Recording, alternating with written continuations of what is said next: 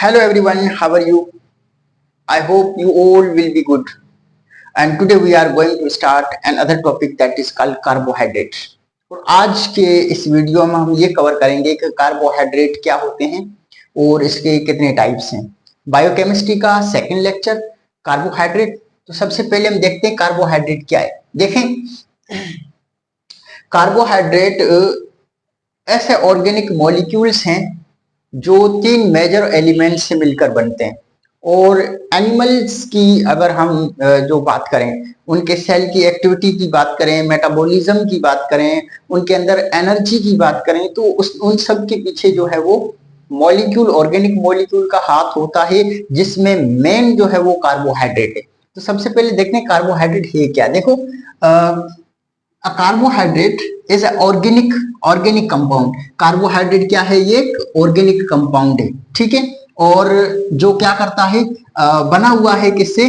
Carbon से, hydrogen से और ऑक्सीजन से। ये तीन मेजर जो है वो एलिमेंट्स पाए जाते हैं कार्बोहाइड्रेट्स के अंदर, चाहे वो कार्बोहाइड्रेट का छोटा मॉलिक्यूल हो या बड़ा मॉलिक्यूल हो, लेकिन इनके अंदर तीन मेजर कार्बन, हाइड्रोजन और ऑक्सीजन पाए जाते हैं।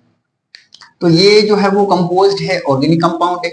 उसके अलावा अगर कार्बोहाइड्रेट की डेफिनेशन की बात करें तो कार्बोहाइड्रेट जो है वो are polyhydroxy of aldehyde and polyhydroxy of ketone. Carbohydrate जो है वो क्या है? पॉलीहाइड्रोक्सी है किसके? अल्डिहाइड या कीटोन। यानी कि हम ऐसा कह सकते हैं कि जो कार्बोहाइड्रेट्स जो मॉलिक्यूल होते हैं उनके अंदर अल्डिहाइड और कीटोन पाया जाता है, ठीक है। वो कार्बोहाइड्रेट जिसके अंदर अल्डिहाइड होते हैं, अल्डोज शुगर, और कीटोन पाई जाती है तो कीटोज शुगर कहलाती है। तो अल्डिहाइड और कीटोन जो है वो इनके क्या है? फंक्शनल ग्रुप है कार्बोहाइड्रेट के अंदर। ये दो जो है वो पाए जाते हैं। अच्छा, कार्बोहाइड्रेट्स जो है वो हमें क्या प्रोवाइड करते हैं? एनर्जी प्रोवाइड करते हैं, ठीक है। They provides energy in animals. Animals की बॉडी के अंदर जो भी एक्टिविटीज होती है, उन एक्टिविटीज के लिए जो एनर्जी चाहिए, वो एनर्जी जो है वो हम सबको पता है, सेल के अंदर एनर्जी बनती है adenosine triphosphate, that is called ATP. और वो एटीपी जो है वो ब्रेक डाउन होते हैं कौन? कार्बोहाइड्रेट्स। कार्बोहाइड्रेट का मॉलिक्यूल ग्लूकोज जो ब्रेक डाउन होता है और उससे जो है वो एनर्जी बनती है। वो एनर्जी जो है एनिमल्स को प्रोवाइड होती है, जिससे हम फंक्शन कर पाते हैं। अगर हम एक सेल की बात करें तो उस सेल के अंदर जो भी एक्टिविटीज है, सेल के अंदर जो भी एक्टिविटीज है, जाहिर सी बात है, लिविंग, छोटे लिविंग थिंग की बात करें तो वो तो हम सेल से ही बात कर सकते हैं, ठीक है। The assembly of cell that make a organ system then human और एनिमल। अब यहाँ पर अगर हम बात करें कि ये एक सेल है। अब इस सेल के अंदर माइटोकॉन्ड्रिया होता है, गोल्जी बॉडी होता है, एंडोप्लाज्मिक रेटिकुलम होता है, या जो साइटोप्लाज्म है ये मूव कर रहा होता है। सेल के अंदर जो भी एक्टिविटीज होती हैं, छोटे मॉलिक्यूल्स का जो है वो जुड़कर बड़े मॉलिक्यूल में कन्वर्ट होना, या बड़े मॉलिक्यूल्स का टूटकर छोटे मॉलिक्यूल में कन्वर्ट होना, तो इस एक्टिविटी को परफॉर्म करने के लिए, जिसको हम सिंपल जो है वो कह सकते हैं मेटाबॉलिज्म। अब लिविंग थिंग के अंदर जो मेटाबॉलिज्म है, इस मेटाबॉलिज्म के लिए जो है वो एनर्जी चाहिए होती है। एनर्जी होगी तो ये मेटाबॉलिज्म वर्क करेगा। अब उस एनर्जी जो है वो जो बनेगी, या एनर्जी जो प्रोवाइड होगी मेटाबॉलिज्म के लिए, ये एनर्जी जो है वो एनिमल्स के अंदर कहां से मिलती है? कार्बोहाइड्रेट से मिलती है, जो सिंपल मॉलिक्यूल जिसे हम ग्लूकोज कहते हैं। यहां तक बात समझ में आई? यानी कि ये क्या प्रोवाइड करते हैं? हमें एनर्जी प्रोवाइड करते हैं। अगर हम कार्बोहाइड्रेट के जनरल फार्मूले की बात करें तो CnH2O and N। यहां पर ये जो जनरल फार्मूला है, इस जनरल फार्मूले को आपको इस तरीके से समझना है। देखें, N मतलब नंबर ऑफ कार्बन। जैसे अगर मैं कहूं Cn, C की जगह में यहां पर N की जगह 6 लिखता हूं, तो हाइड्रोजन जो है वो H2, ये हाइड्रोजन आ गया, और यहां पर N नंबर फिर से मैं 6 लगाऊंगा तो ये हो जाएंगे मल्टीप्लाई, यानी कि C6H12 हो जाएंगे, डबल हो जाएंगे, और ऑक्सीजन उतने O6। तो ये आपके पास एक जनरल फार्मूला C6H12O6 यानी कि ग्लूकोज बन गया। तो ये जनरल फार्मूला होता है कार्बोहाइड्रेट का। लेकिन एक चीज यहाँ पर याद रखने की है कि ये जनरल फार्मूला यूनिवर्सल नहीं है, ये जस्ट आप जो है वो या हम अप्लाई कर सकते हैं मोनोसेक्राइड पर। जब ओलिगोसेक्राइड या पॉलीसेक्राइड की बात करें तो वहां पर ये अप्लाई नहीं किया जा सकता, क्योंकि बहुत सारे मोनोसेक्राइड्स कंबाइंड होकर ओलिगोसेक्राइड और पॉलीसेक्राइड बनते हैं। बहुत सारे मोनोसेक्राइड्स जुड़कर पॉलीसेक्राइड बनते हैं।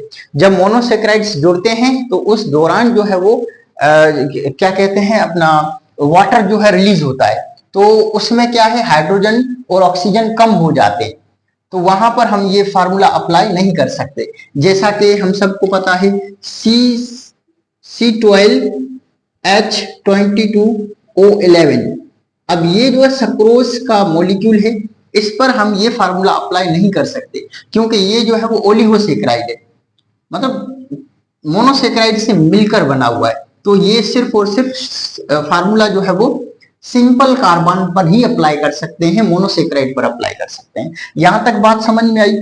तो जो कार्बोहाइड्रेट्स होते हैं वो हमें क्या प्रोवाइड करते हैं, एनर्जी प्रोवाइड करते हैं, ह्यूमन बीइंग के अंदर और एनिमल्स के अंदर। और कार्बोहाइड्रेट्स जो है वो मेटाबॉलिज्म का एक मेन जो है वो हम क्या कह सकते हैं कंपार्टमेंट है, जो एक्टिविटी कराते हैं। यहां तक बात आपको समझ में आई। अब हम बात करते हैं टाइप्स की,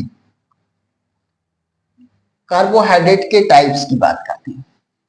कार्बोहाइड्रेट के जो है वो 3 मेजर टाइप्स हैं। कौन कौन से 3 मेजर टाइप हैं? सबसे पहले है देखें, टाइप्स की बात करें तो मोनोसेक्राइड।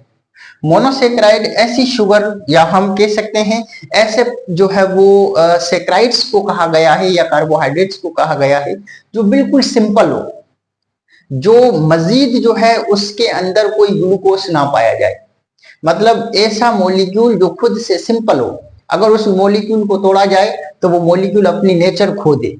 ठीक है, ऐसे मॉलिक्यूल्स को हम क्या कहते हैं, मोनोसेक्राइड कहा जाता है। सिंपल हम इनको क्या कह सकते हैं, मोनोसेक्राइड को शुगर कह सकते हैं।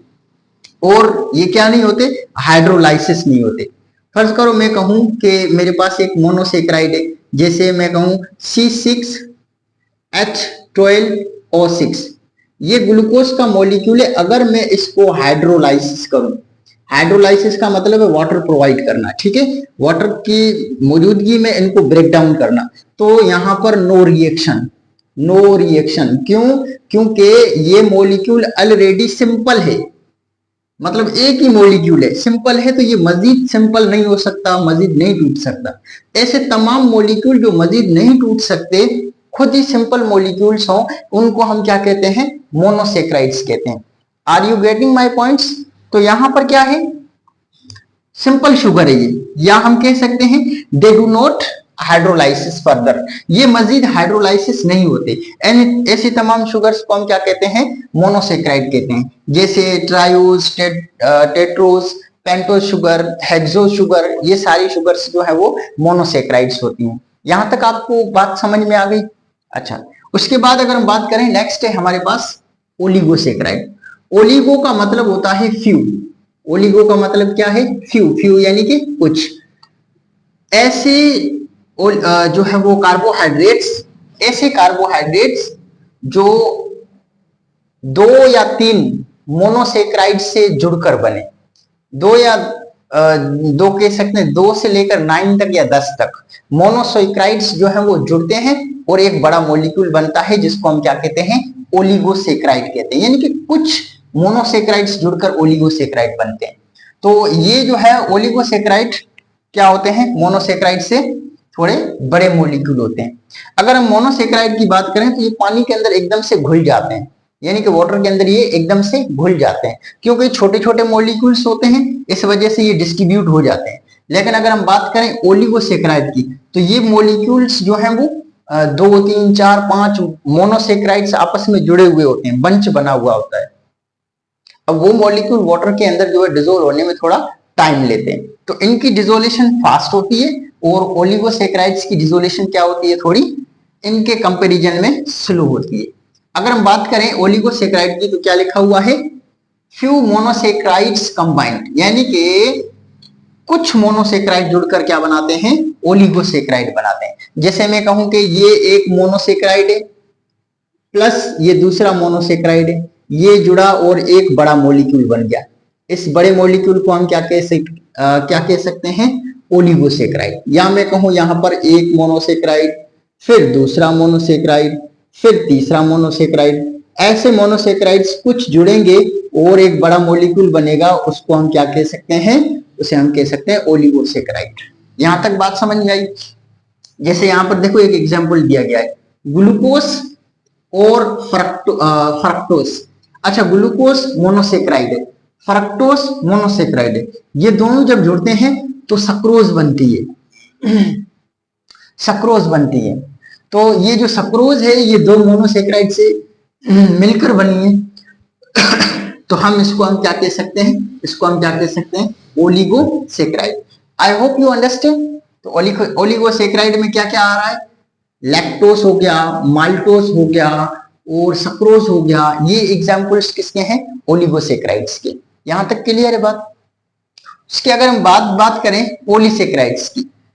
अच्छा, पोली का मतलब क्या हो गया? मेनी, और सेक्राइड्स यानी कि शुगर मॉलिक्यूल्स। बहुत ज्यादा शुगर मॉलिक्यूल्स मिलकर बनते हैं और वो बनाते हैं एक लॉन्ग चेन, यानी कि हम कह सकते हैं बड़ा मॉलिक्यूल।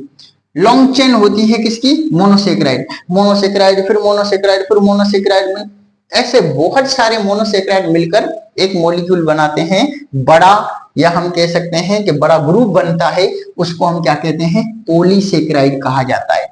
ठीक है, पॉलीसेक्राइड्स में अगर हम बात करें, देखिए मोनोसेक्राइड मोनोसेक्राइड ऐसे बहुत सारे मोनोसेक्राइड्स हैं, एन नंबर, हजारों की तादाद में ऐसे मोनोसेक्राइड्स जुड़ेंगे तो एक बड़ा मॉलिक्यूल बनेगा। उस मॉलिक्यूल को हम क्या कहेंगे? पॉलीसेक्राइड कहेंगे। यहां तक बात समझ में आई? अच्छा, अगर हम बात करें पॉलीसेक्राइड्स की तो कौन कौन से पॉलीसेक्राइड्स हैं? जैसे हमें पता है स्टार्च। स्टार्च, ठीक है, जो हम फूड लेते हैं, ठीक है, जो भी हम फूड लेते हैं उसके अंदर क्या होती है?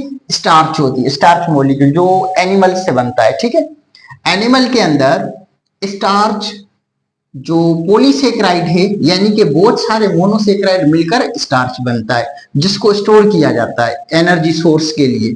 और स्टार्च की जगह अगर हम ह्यूमन बॉडी की बात करें या एनिमल्स की बात करें तो इनके अंदर ग्लाइकोजन होता है, ग्लाइकोजन। और ये जो ग्लाइकोजन है ये भी क्या है? पॉलीसेक्राइड है। उसके अलावा अगर हम बात करें, हम सबको पता है कि जो एनिमल का जो प्लांट का जो सेल है, उस सेल की जो ऊपर वाली दीवार होती है, ठीक है ना, आउटर लेयर, जिसे हम सेल वॉल कहते हैं, सेल वॉल। ठीक है, ये जो सेल वॉल बनी होती है ये सेल्यूलोज की बनी होती है, और सेल्यूलोज भी क्या है? पॉलीसेक्राइड है। ठीक है, सेल्यूलोज ये पॉलीसेक्राइड है। ठीक है, स्टार्च, ग्लाइकोजन, सेल्यूलोज। और हम अगर बात करें जो है वो अपना फंजाई की सेल वॉल जो होती है, जिसके अंदर जो काइटिन होता है, या ऐसे जो है वो मॉलिक्यूल्स क्या है? ओलिगो अपना क्या नाम है? पॉलीसेक्राइड्स हैं, यानी कि बहुत सारे शुगर मॉलिक्यूल से मिलकर बने, बहुत सारे मोनोसेक्राइड्स मिलकर बनाते हैं, उसको हम क्या कहते हैं? ओलिगोसेक्राइड कहते हैं। यहां तक बात समझ में आई? 10 से ज्यादा मोनोसेक्राइड मिलकर, 10 से ज्यादा मोनोसेक्राइड मॉलिक्यूल मिलकर बनाएगा वो पॉलीसेक्राइड। और 10 या 8 9 7 ऐसे मोनोसेक्राइड मिलेंगे तो ओलिगोसेक्राइड। और एक ही शुगर मॉलिक्यूल होगा तो उसको हम मोनोसेक्राइड कहेंगे। यहां तक बात समझ में आई? अच्छा, अगर हमारे पास जो है वो पॉलीसेक्राइड का मॉलिक्यूल हो, ठीक है, और ओलिगोसेक्राइड का मॉलिक्यूल हो और मोनोसेक्राइड हो, इन तीनों मॉलिक्यूल्स को अगर हम वाटर के अंदर डिसोल्व करें तो सबसे पहले कौन डिसोल्व होगा? जाहिर सी बात है मोनोसेक्राइड। मोनोसेक्राइड के बहुत सारे मॉलिक्यूल अगर हम जो है वो वाटर के अंदर डिसोल्व करेंगे तो ये क्या है? ये आपस में फिजिकली अटैच होते हैं बस, ठीक है, और ये आसानी से घुल मिल जाते हैं, डिसोल्व हो जाते हैं। अगर हम बात करें किसकी? ओलिगोसेक्राइड की, तो ये मॉलिक्यूल्स जो है वो एक है लेकिन इसके अंदर बहुत सारे मोनोसेक्राइड्स हैं। इसी तरह अगर हम बात करें पॉलीसेक्राइड की तो इसके अंदर और भी मोनोसेक्राइड बहुत ज्यादा है। तो ये जो है बमुश्किल जो है वो डिसोल्व होता है, कम डिसोल्व होता है, और ये इससे ज्यादा, और वाटर के अंदर सबसे ज्यादा मोनोसेक्राइड डिसोल्व होते हैं। तो इसलिए जो है वो मोनोसेक्राइड्स जो है, हम ऐसी शुगर, देखो हम अगर फूड लेते हैं, जैसे अगर हम बात करें राइस की बात करें, चावल खाते हैं तो उसके अंदर स्टार्च होता है, स्टार्च पॉलीसेकेराइड है। चावल हमें इतने मीठे थोड़ी लगते हैं क्योंकि स्टार्च है, उसके अंदर बहुत सारे शुगर मॉलिक्यूल्स है, वो टूटते हैं उससे पहले हम जो उस फूड को निगल लेते हैं। और अगर हम बात करें जैसे शुगर हो गई, शुगर जो हम खाते हैं वो ओलिगोसेकेराइड है, ठीक है, तो वो क्या है, एकदम से टूट जाती है, हमें मीठी लगती है।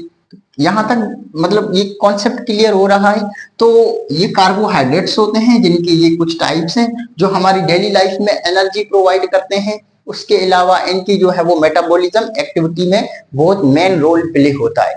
यहां तक बात आपको समझ में आई? तो आज का हम यहीं पे स्टॉप करते हैं, और ये वीडियो समझ में आया है आपको तो अपने दोस्तों में जरूर शेयर कीजिएगा, और चैनल को लाइक शेयर और सब्सक्राइब जरूर कीजिएगा। आज के लिए इतना ही, मिलते हैं नेक्स्ट वीडियो में।